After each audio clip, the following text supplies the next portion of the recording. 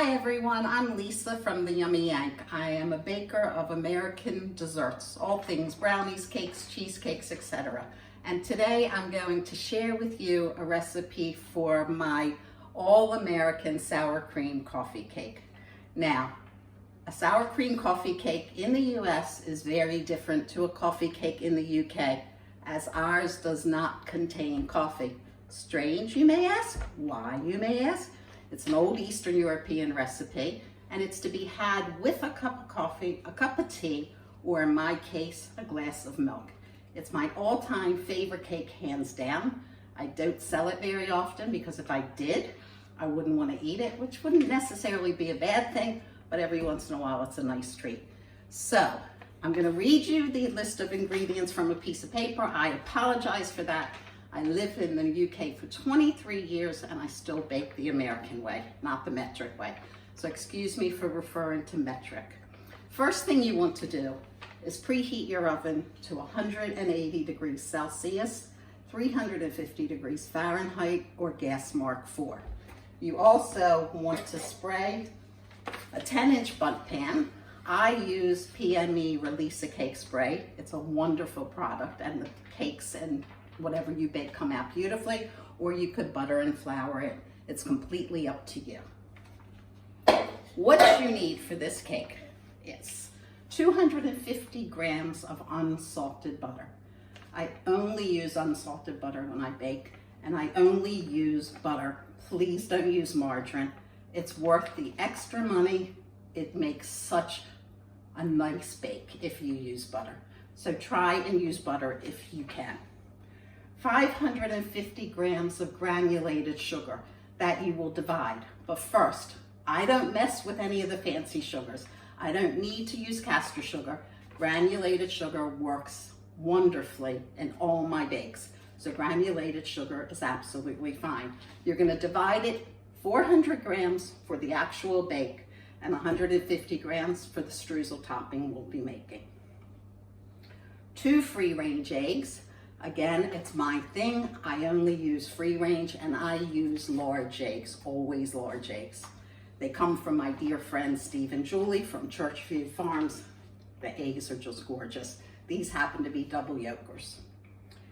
250 grams of plain flour.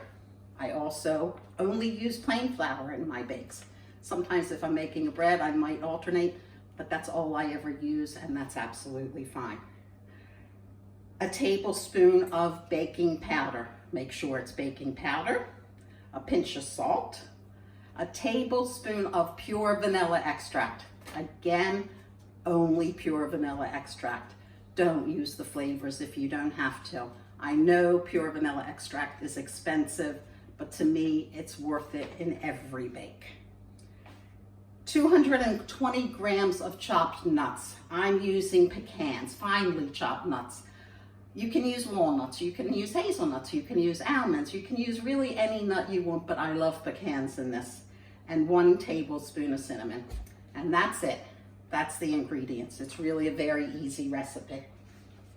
In here, I've prepared earlier your 250 grams of unsalted butter with your 400 grams of granulated sugar.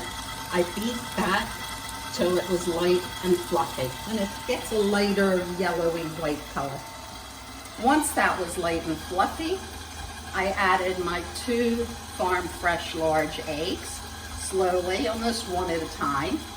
And the mixture might appear curdled, but that's okay, it's supposed to be that way, don't worry about it. Once that's mixed, I added my 300 mils of sour cream and my 1 tablespoon of vanilla extract. Mix that well, scrape the sides to make sure all of your butter is off the bottom and off your beaters and off the sides. You want to make sure it all gets incorporated the way it should be completely. Turn it on. And next I'm going to be adding the flour, the baking powder, and salt. This was sifted. So you sieve your flour, your baking powder, and salt together. It makes for a lighter batter. And slowly add this in. You want to mix it well, but you don't want to overbeat it. almost like when you're making pancakes or crepes, so it doesn't have to be perfectly smooth.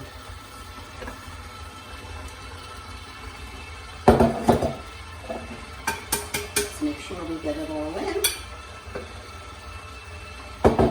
Give your whole pot, give your beaters a mix, and make sure it's in. I'm turning it up, excuse the noise.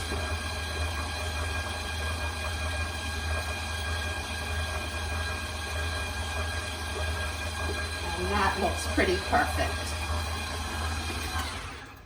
I will mix it again once I get all of this off, and then I will scrape the sides one more time. Okay.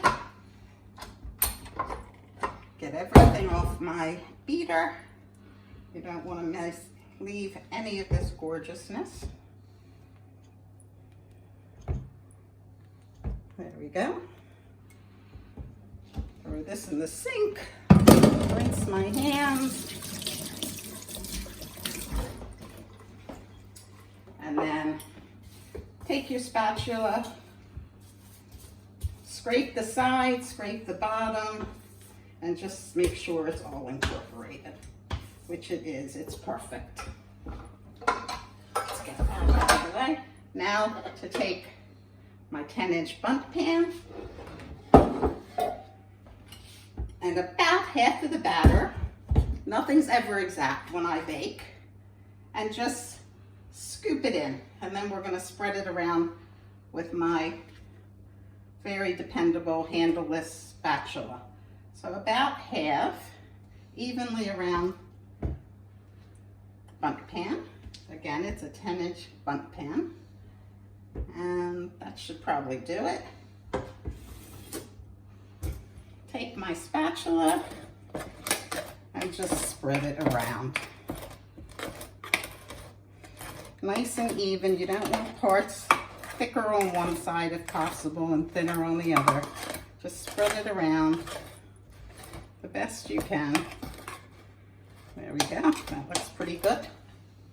Now, in here is the mixture of nuts, my pecans, my 150 grams of sugar, and my tablespoon of cinnamon, all mixed together. And what it is basically a streusel topping.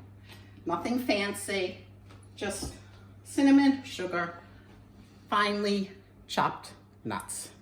And you're gonna take about half of it. I don't always use all of the mixture, but about half of it, and sprinkle it on top of the first half of your batter.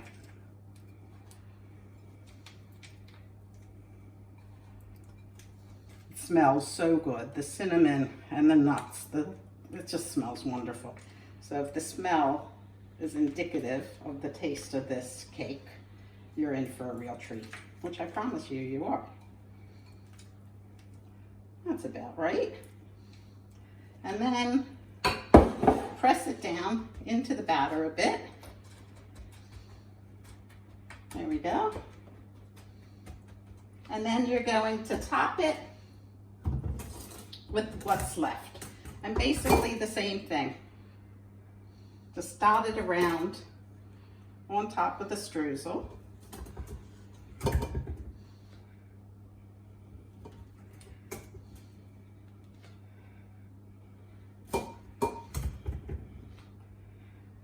Make sure you get all of it. Don't waste any of this batter. Can you see how buttery and luscious that looks? It's just so delicious. I drop some because I'm a messy baker.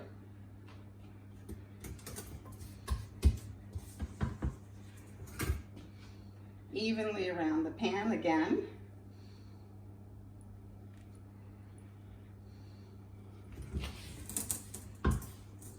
Almost there.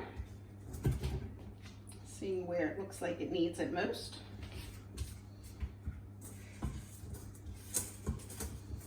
There we go. That should do it.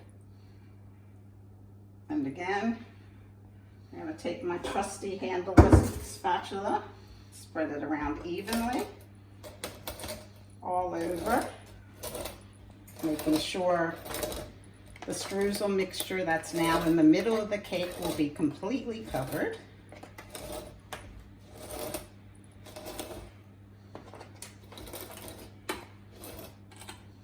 Make sure it's pretty even, not extra thick on one side and not on the other. That should do it. And now I'm taking more of the nut, sugar, and cinnamon mixture and sprinkling it on top, all over. I could eat it like this, actually. I don't need it baked. This is a really good raw batter to eat. Not good for you, don't listen to me, but we've all done it. And that's probably great. Again, you want to make sure you press it into the batter because otherwise it will fall off when you try and remove the cake. Note, I said try and remove the cake from the pan. Some will inevitably come off. So before you turn it over, I always kind of shake it in the sink just to make sure not too much of it comes off. So pat it and bake it. There we go. That should be perfect. I'm gonna rinse my hands. My oven is preheated and ready to take this beauty. So in it goes, again, 180 degrees Celsius, 350 Fahrenheit, gas mark 4. It bakes for about an hour until a toothpick comes out clean. If it doesn't come out exactly clean, cover it lightly with a piece of tin foil, aluminum foil, so it doesn't burn, and bake for about another 10 minutes. Test it again.